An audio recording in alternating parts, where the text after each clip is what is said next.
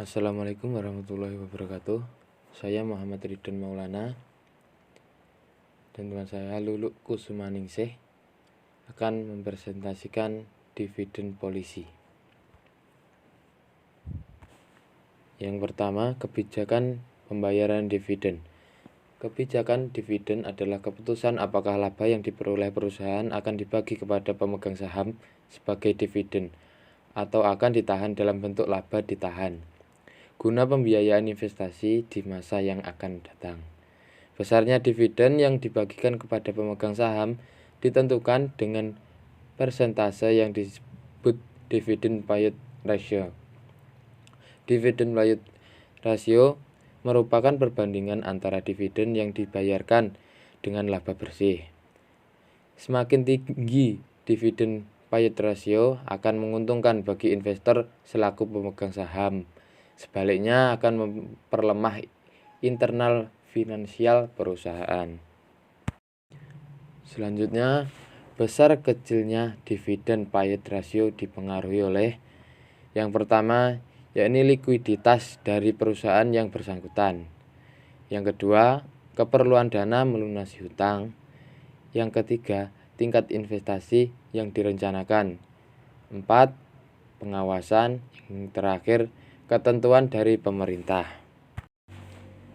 Kebijakan pembayaran dividen. Yang pertama, stabil dividen polisi, yakni pembayaran dividen selalu stabil tetap, stabil turun atau stabil naik, meskipun net income berfluktuasi.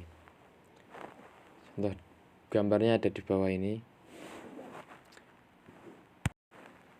Yang kedua, fluctuating dividend policy, yakni pembayaran dividen berdasarkan keuntungan perusahaan di akhir periode. Apabila keuntungan perusahaan meningkat, maka pembayaran dividen juga meningkat. Sebaliknya, apabila keuntungan perusahaan menurun, maka pembayaran dividen juga akan menurun. Yang ketiga, kombinasi stabil and fluctuating dividend policy, yakni besarnya dividen yang dibayar, sebagian dibayar tetap dan sebagian lagi dibayar bersifat proporsional dengan tingkat keuntungan yang dicapai oleh perusahaan. Persamaan matematis tendensi harga saham. Ini di mana VC ini harga saham, D dividend payout per lembar, RA productivity of return earning of firm atau rasio kemampuan memperoleh hasil dari saham, RC market capitalization rate atau rasio nilai harga pasar saham, E earning per share of common shares, pendapatan per lembar saham. Materi selanjutnya ini stock dividend. Stock dividend adalah pembayaran dividen dengan menggunakan saham, tidak dengan uang tunai.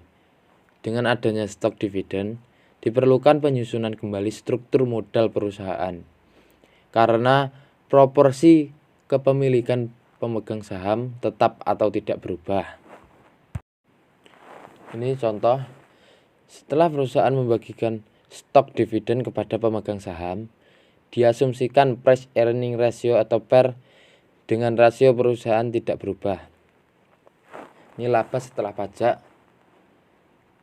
3 miliar, saham beredar 2.400.000 lembar, laba per saham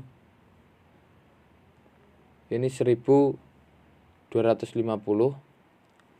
sama dengan 3 miliar dibagi 2,4 juta. Price earning ratio 20 kali, harga saham per lembar 25.000. Dengan demikian, kalau semula seorang pemodal memiliki 100 lembar saham dengan harga 30.000 per lembar, maka kekayaan sebesar 3 juta setelah menerima stok dividen.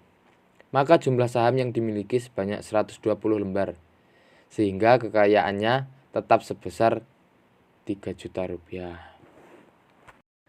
Selanjutnya stock split. Stock split adalah pemecahan jumlah lembar saham. Jumlah lembar saham akan meningkat dengan diimbangi dengan penurunan nilai nominal saham. Nilai kepemilikan pemegang saham tidak akan berubah. Contohnya, perusahaan memiliki sejumlah lembar saham sebelum stock split, yakni 1000 lembar saham, kalikan 1000 berjumlah 1 juta. Setelah terjadi stock split, 2000 lembar saham ini dikalikan 500, jumlahnya 1 juta rupiah. Ini nilainya tetap. Tujuannya adalah yang pertama menjaga agar saham tidak terlalu mahal, sehingga mereka yang ingin memiliki saham bisa terpenuhi. Yang kedua, perusahaan dengan pertumbuhan yang lebih cepat akan meningkatkan harga saham lebih cepat lagi. Selanjutnya, reverse split. Reverse split adalah pengurangan jumlah besar saham yang dilakukan oleh perusahaan. Reverse split merupakan kebalikan dari stock split. Contohnya, perusahaan memiliki sejumlah lembar saham sebelum reverse split, yakni 1000 lembar saham dikalikan 1000 sama dengan 1 juta. Setelah terjadi reverse split, 500 lembar saham dikalikan 2000 sama dengan 1 juta.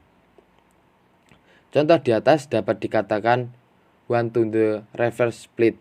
Artinya untuk tiap 1 lembar saham baru akan ditukar dengan 2 saham lama. Tujuannya adalah untuk menaikkan harga pasar saham, karena selama ini harga saham tersebut dianggap terlalu rendah. Selanjutnya, repurchase of stock. Repurchase of stock adalah pembelian kembali saham yang sudah beredar, sehingga jumlah lembar saham yang beredar akan berkurang. Di samping itu, pembagian laba perusahaan akan lebih banyak dimiliki oleh perusahaan. Contoh, perusahaan mempunyai dana yang tidak dimanfaatkan untuk investasi lain yang menguntungkan, sehingga dana tersebut dapat digunakan untuk melakukan pembelian kembali saham perusahaan yang telah beredar atau dengan membayarkan dana tersebut sebagai cash dividend kepada pemegang saham. Misalkan keadaan perusahaan saat ini laba bersih sesudah pajak sebesar 1 miliar. Jumlah lembar saham yang beredar sebanyak 2 juta. Pendapatan atau lembar saham 1 miliar dibagi 2 juta sama dengan 500. Harga saham per lembar ini 7.500, 7.500. Price atau earning ratio 7.500 dibagi 500 sama dengan 15 kali. Misalkan dana sebesar 750 juta dibagikan sebagai dividen, maka dividen per share sebesar 750 juta dibagi 2 juta sama dengan 375 rupiah, yaitu dividen yang diharapkan ditambah harga saham 7.500 sama dengan 7.875 rupiah. Setelah diumumkan pembagian dividen, maka harga saham ini 7.875 rupiah. Jumlah saham yang dibeli ini 750 juta dibagi 7.875 rupiah sama dengan 95.238 lembar. Pendapatan per lembar saham sesudah pembelian kembali saham akan menjadi 1 miliar dibagi 2 juta dikurangi 95.238 sama dengan 525 rupiah. Apabila price atau earning ratio tetap 15 kali, maka harga pasar saham tersebut sebelum dividen sebesar 15 dikali 525 sama dengan 7.875, yaitu sama dengan harga pasar saham sebelum dividen kalau menggunakan cara mendistribusikan dana tersebut dengan membayarkan sebagai cash dividend.